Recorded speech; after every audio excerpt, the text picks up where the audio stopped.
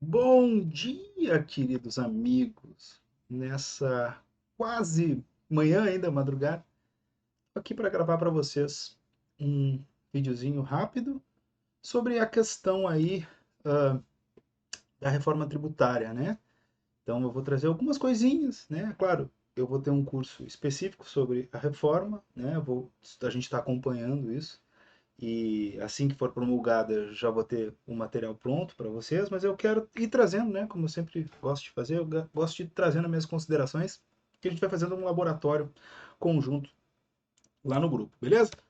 Olha aí, ó, o meu Insta, segue lá. Tem um canalzinho no YouTube, eu acho que é esse aqui mesmo, se vocês acharem isso no YouTube. Eu vou colocando esses vídeos também lá, belezura? Tranquilo e sereno? Então vamos lá para nossa telinha, começar a falar aí sobre o que é importante. Tá aí para vocês os primeiros slides que eu trouxe. Nós temos então aí, né, o parágrafo terceiro do artigo 145, que traz, né, os princípios que nós vamos ter aí, os novos princípios que vão reger o sistema tributário nacional para fins de prova. Importantíssimo, né, a ideia de simplicidade, transparência, justiça tributária e equilíbrio e defesa do meio ambiente. Esses serão os princípios que irão aí, né, que o sistema tributário nacional terá que observar. Para fins de prova, muito importante, né? A banca adora isso. Então, essa é uma ideia que acredito eu que vai se manter, né? Não temos aí muitas controvérsias nessa questão e deve ser promulgada essa alteração aí, essa nova redação do parágrafo terceiro do artigo 145 da Constituição Federal, beleza? Nós temos lá a questão da bitributação, né? Então, nós vamos ter o que é essa ideia, né? Todos os países adotam geralmente a ideia do IVA, do Imposto sobre Valor Agregado, né? E esse Imposto sobre Valor Agregado, ele regra geral, ele trabalha em todas as esferas, né? Se existe uma federação, ele trabalha em todas as esferas da federação. Aqui no Brasil, a ideia inicial era a gente ter um IVA, né, que trabalhasse para todo mundo, né, para a União, para os estados e para os municípios, né. Só que isso não andou. O que andou na proposta que nós temos lá no Senado é a questão do IVA dual, né, ou seja, vão ser dois IVAs, né, um IVA que vai ser de competência da União, que é uma contribuição, né, e nós vamos ter também um imposto que vai tratar aí, vai abarcar ideias de tributos estaduais e municipais. Então nós vamos ter aí uma contribuição que vai suprimir alguns tributos federais e nós vamos ter um imposto que vai suprimir impostos estaduais e municipais. E por isso nós vamos ter aí, né, a ideia legitimada na Constituição Federal da bitributação. Está lá no artigo 149b. Então, os tributos previstos no artigo 156A, que é o IBS, e no 195.5, que é a CBS, terão, claro, né, os mesmos fatos geradores, mesmas bases de cálculos, hipóteses de não incidência, sujeitos passivos, vão ter as mesmas imunidades, os mesmos regimes específicos diferenciados ou favorecidos e as mesmas regras aí de não cumulatividade de creditamento. A PEC traz, inclusive, aí várias ideias que são delimitadas para o IBS, que serão aplicadas também para a CBS. Beleza? Importante artigo 149. Vamos lá. Né? Aqui nós temos um imposto da União, um novo imposto da União, que tem previsão no artigo 153.8. Então, a União vai poder instituir um imposto sobre produção, comercialização ou importação de bens e serviços prejudiciais à saúde ou ao meio ambiente nos termos da lei. Então aqui nós vamos ter uma outra competência da União para instituir um novo imposto, né? Por meio de lei, não tem reserva de lei complementar, mas aqui também existe aí uma certa controvérsia, vamos esperar para ver o que acontece, mas acredito eu que é difícil, né, suprimir essa ideia de tributo, ainda mais com um governo que já está pensando em como aí trabalhar o aumento de arrecadação para fins aí de organizar melhor o arcabouço fiscal, inclusive. Então, é uma questão complicada, acredito eu, que vem aí. O artigo 153.8 vai se manter. Beleza? O 195 delimita a CBS, né? E traz a possibilidade da instituição de uma contribuição sobre bens e serviços, e aí por meio de lei complementar. Vamos ter uma lei complementar e a CBS vai substituir o IPI, PIS e a COFINS. Então nós vamos ter uma contribuição, né, e o artigo 195 traz a ideia da Seguridade Social, né, nós vamos ter uma contribuição que vai substituir o IPI, o PIS e a COFINS, beleza? Nós vamos ter regras de transição, né? Tudo isso eu vou falar no meu curso, mas nós vamos ter uma regra de transição diferente da CBS para a do IBS. Nós vamos ter aí há diversos dispositivos na emenda sobre essa questão da transição, que vai ser complexa, né? Vai ser muito complexa, vão ter que ter cálculos, a gente vai ter que avaliar a carga tributária a cada ano, tem um monte de coisinha. Mas, regra geral, é isso que vocês têm que saber aí, que nós vamos ter uma contribuição aí no âmbito da União e nós vamos ter um imposto no âmbito dos estados e dos municípios, e aí a ideia do IVA dual, né? Aí, o melhor seria que se fosse um só, um tributo, e se dividisse aí a arrecadação para todos os entes federativos, mas não foi isso que aconteceu, então nós vamos ter o IBS e a CBS. O IBS está lá no 156A, e aí, ó, e olha só que legal, lei complementar vai instituir o imposto sobre bens e serviços de competência dos estados, do Distrito Federal e dos municípios. Então nós vamos ter uma lei complementar que vai ser proposta no âmbito federal, né, federativo, mas de caráter nacional, que vai instituir, porque, regra geral, a lei complementar, quando trata de tributo, né, a gente trata de normas gerais, né, nesse caso. Mas aqui não, nós vamos ter uma lei complementar que já vai instituir esse imposto. E ele vai ter algumas ideias, né, que estão previstas na Constituição Federal, a Constituição delimita ele, é óbvio que ele vai ser muito mais simples que o ICMS, muito mais simples que que o ISS, não sei, mas acredito que sim pela quantidade de ISS que nós temos, né? Vai simplificar, isso não temos dúvida, mas ele vai ser um imposto muito mais simples, inclusive porque ele não vai ter a questão da incidência por dentro, né? Só isso já vai simplificar um monte. Então, o parágrafo primeiro traz algumas ideias, eu trouxe aqui algumas que eu acho importantes para vocês, né? Ele vai incidir sobre operação com bens materiais, e vai dizer lá, ou imateriais, inclusive direitos, ou com serviços também.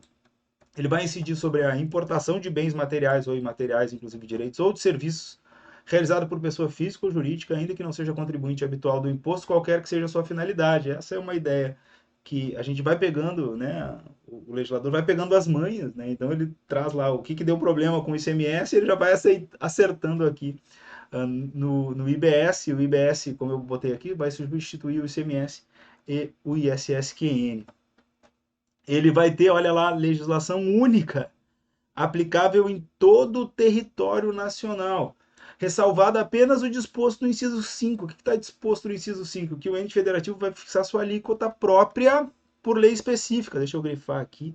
Vai fixar a alíquota própria por lei específica. Então, essa ideia de legislação única aplicável em todo o território nacional, só isso já vai simplificar enormemente, né? Porque hoje cada estado e o Distrito Federal tem uma legislação específica de ICMS, por exemplo, e os municípios, cada um tem a sua legislação de ISS, claro, respeitadas as disposições da 87 e da 116, mas nós temos, né? Então, agora não, agora nós vamos ter uma legislação única, né, que vai ser proposta, vai ter o conselho que vai tratar disso, né? Então nós vamos ter um conselho, um conselhão, conselho federativo, que vai tratar desses pontos, não vão ser mais os estados, né? E isso, inclusive, vai ser delimitado lá no âmbito federal, né?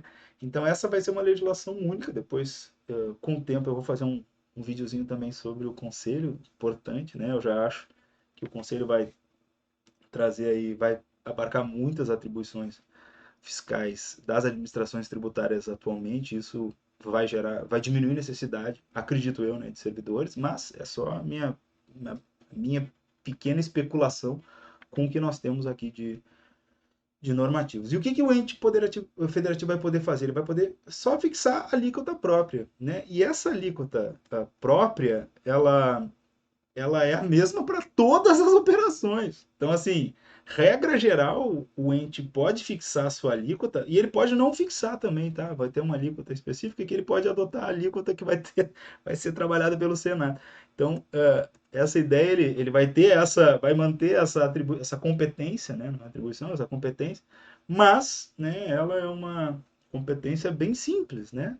Porque ele vai fixar essa alíquota lá para todas as operações com bens ou serviços, ressalvadas apenas as hipóteses que estão previstas aí na Constituição. Aí a Constituição delimita aí alguns temas que também que são as exceções, onde as coisas vão ser um pouquinho diferentes, né? Então, e o IBS, o inciso 7 traz para nós, ele vai ser cobrado pelo somatório das alíquotas do Estado e do município destino da operação. Essa é a ideia aqui que vai fechar o IBS, né? Nós vamos ter uma alíquota que soma aquelas duas alíquotas e vai incidir lá sobre o valor agregado daquela operação. Isso vai entrar lá no conselho, o conselho vai fazer todas as distribuições, inclusive de acordo com aí o ente de destino, que é a regra geral aí para a gente trabalhar, beleza? O que eu trouxe aqui? Ah, tá, trouxe mais uns incisos do artigo do parágrafo 1º, e essa daqui é importantíssima, né? Não integrará sua própria base de cálculo nem a de demais tributos. Então, aqui nós vamos ter aí a ideia do imposto que vai ser calculado por fora, né? Nós não vamos ter mais aquelas loucuras de cálculo do ICMS, né? Onde a gente precisa incluir o imposto por dentro para fazer aí o cálculo do tributo. Então, essa é uma ideia muito importante aqui do inciso 9, vai simplificar bastante. E o inciso 10 acaba com a guerra fiscal, né? Não será objeto de concessão de incentivos e benefícios financeiros ou fiscais, excetuadas as hipóteses previstas na Constituição Federal. Então, a ideia aqui é acabar, inclusive, com a guerra fiscal. E aqui a questão da alíquota de referência, que eu já havia falado para vocês, o Senado Federal, né, e faz sentido, né, que fixa aí a alíquota de referência para cada esfera, nos termos de lei complementar. Vamos ter uma lei complementar que vai regular isso, e ela vai ser aplicada, salvo, né, se o Estado resolver legislar com base em lei específica sobre, que tem lá no inciso 5, sobre essa questão aí da delimitação da alíquota específica. Beleza? Tranquilo e sereno? Então tá bom. O parágrafo 4º, eu tô pulando, tô trazendo os pontos que eu acho mais importantes, porque a ideia desse videozinho aqui não é trazer uma aula sobre a emenda, e sim trazer os pontos que eu acho mais importantes, né? O parágrafo 4º diz que quem vai distribuir, né, a arrecadação do imposto será o Conselho Federativo. Ó. Então, o Conselho vai receber e vai distribuir. Ele vai reter o montante acumulado, né, relativo ao saldo de créditos não compensados pelo contribuinte ou não ressarcidos, e depois vai distribuir o montante excedente ao ente federativo de destino das operações.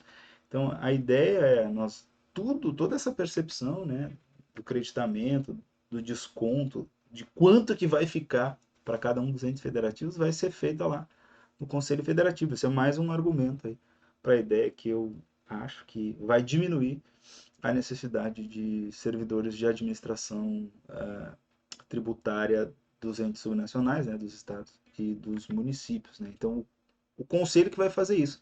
Nós temos depois aqui eu não vou trazer nessa avaliação, mas nós temos uma avaliaçãozinha só sobre o conselho. Beleza? Fechamos? Volta lá para minha abertura. Então tá? Cadê ali, ó? Beleza. Então, tô melhorando, né? Cada vez mais tô tentando melhorar, trazer umas coisinhas, tô estudando como fazer. Mas a ideia era trazer para você só essas pinceladas. Quando tiver mais um tempinho, eu vou fazer mais alguma coisinha e vou mostrando para vocês, mas a reforma é impactante. Vai trazer um impacto muito grande aí. Nós vamos ficar num período de transição até fins lá de 2032. Mas, como eu disse para vocês antes, né, um concurso fiscal ele acontece aí cada 4 anos, 3 anos tem concurso, fica 20 anos sem acontecer. Caso a reforma seja aprovada breve, né, nós já vamos estar sentindo aí os efeitos dessa alteração no nosso sistema tributário. Belezura, galera? Então tá bom? Valeu. Ó, qualquer coisa, mandem mensagem aí. Sigam lá no Insta. Cadê? Parei. Tá aí, professor De Graça. Grande abraço.